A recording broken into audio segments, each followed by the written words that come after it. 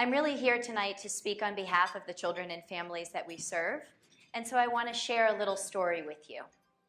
Have any of you ever heard of something called a great right wheel? A great right wheel. If you haven't, I'm going to introduce a story that will take you back in time. And you would never guess it, but I'm actually going to take you back to 1863, the time of the Civil War. I bet you weren't planning on that. There's a colonel. His name is Joshua Chamberlain. He was a former school teacher, and on this day in 1863, he is in the battle of his lifetime. He's in the side of the Union Army, and they've had 5 encounters that day. A month ago, he started with 1,000 men, and today he's down to 80 men with almost no ammunition.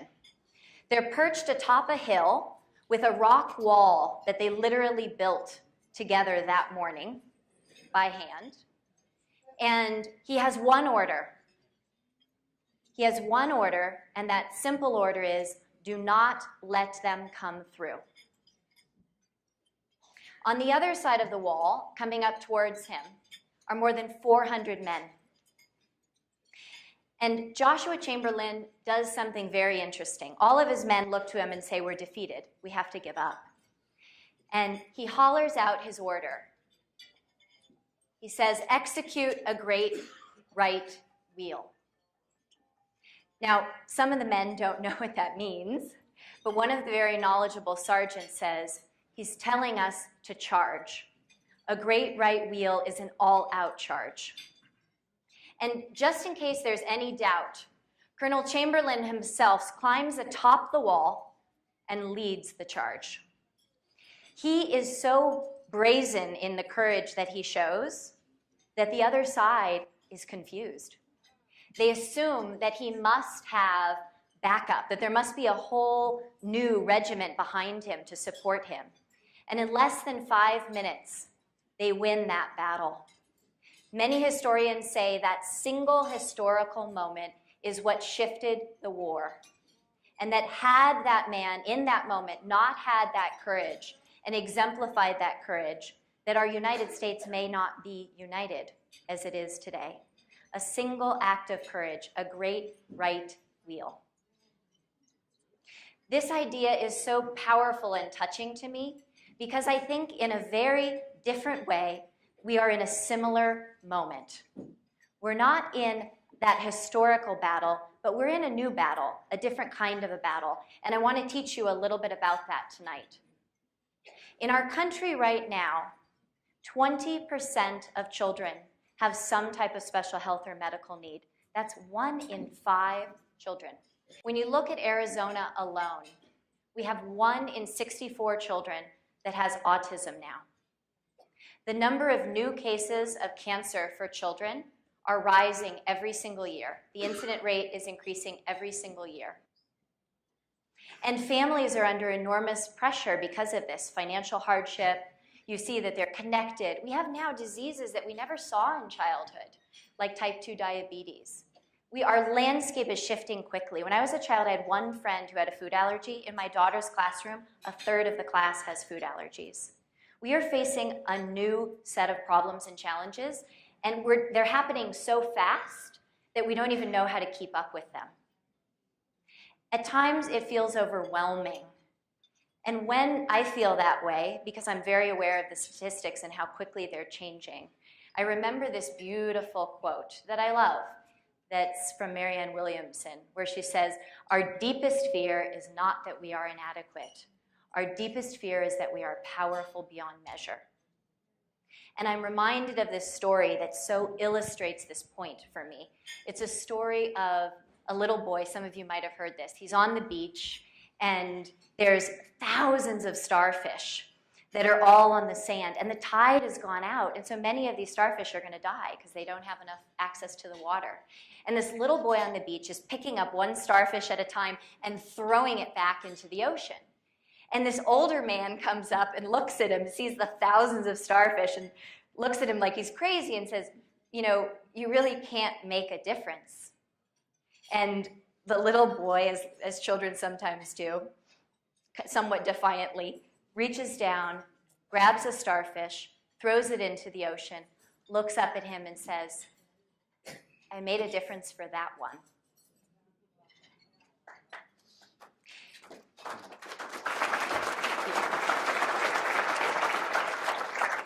So our organization is poised around making a difference one person at a time. And a big part of how we do that is we involve young people in the community. We have young volunteers, and I want to tell you about some of the work that Integrative Touch for Kids is doing, because it's making a difference one person at a time. Some of the programs that we have, and all of these involve volunteers of all ages, children and adults. Our Hospital Heroes program. So that particular program serves kids in the hospitals. We bring in essentially comfort and love, but we bring in integrative healing therapies at Banner Children's Diamond Children's Medical Center.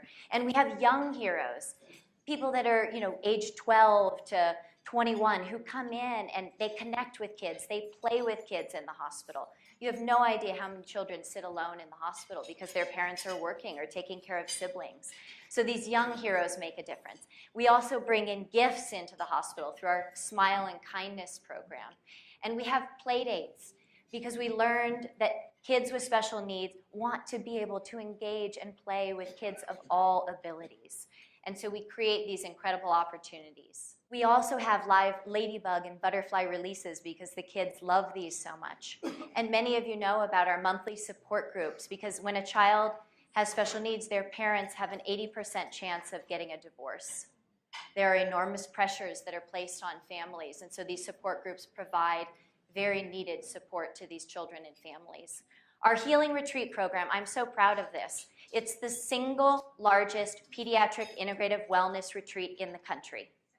It offers more than 100 therapies and is a model for what the future could look like in terms of new therapeutic approaches to be able to care for and support these 1 in 5 children.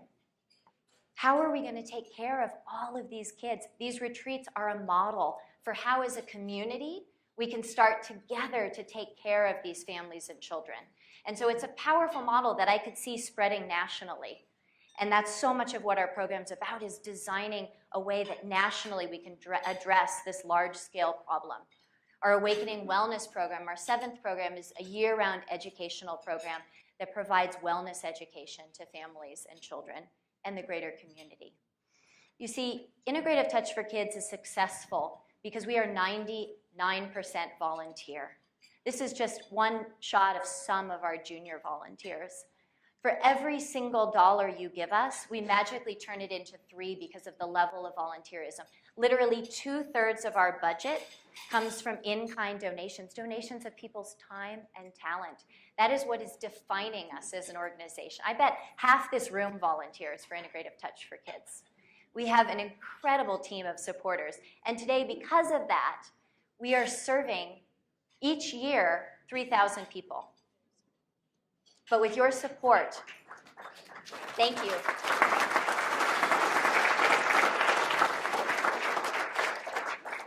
With your support and with our vision, I know this number will grow. We will grow these models nationally, and we will serve 30,000. And then one day, we will serve 300,000. And then one day, we will serve 3 million. Because you see this model, this great right wheel, right? This idea of charge. Our organization is about something big. It's about creating a kind of a revolution. It's a way of addressing a large-scale problem from one community at a time, community by community, changing the face of how we approach families and children that have any type of special health or medical need. But I want to share a very important difference.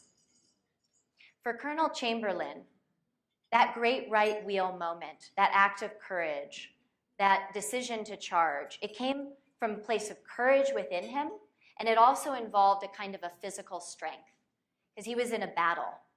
We are in a very different kind of a battle. And I want to tell you what I believe is the essence of our battle.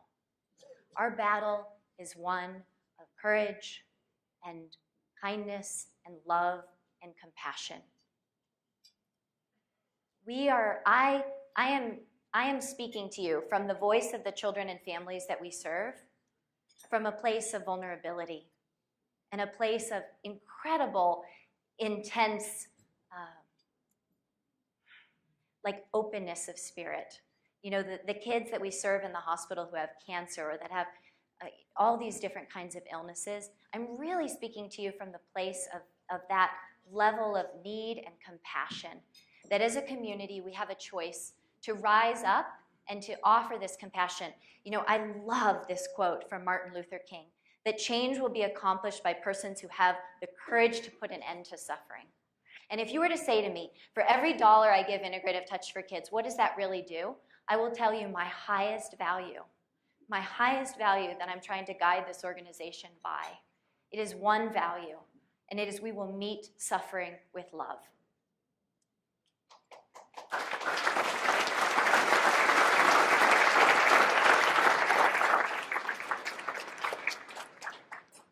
That is what our organization is choosing to embrace. And I am so proud of the community of people that we have here tonight who are supporting this vision and who want to meet suffering with love.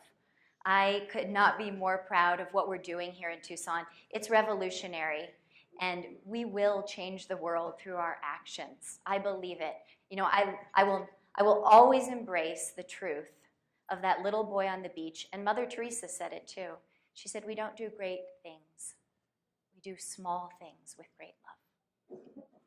Thank you so much for being here.